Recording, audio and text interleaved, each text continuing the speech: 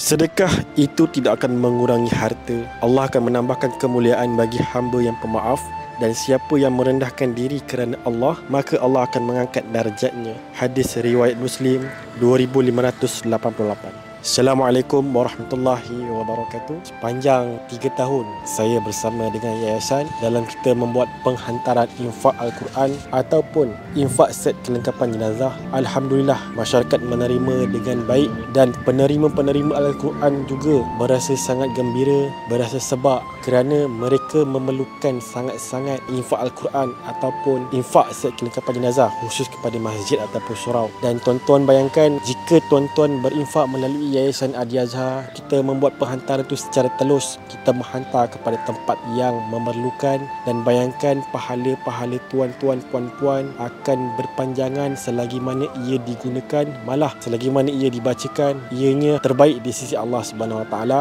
Dan kami mendoakan kepada tuan-tuan dan puan-puan kesejahteraan yang baik dalam kehidupan harian. Dan terima kasih sekali lagi. Assalamualaikum warahmatullahi wabarakatuh.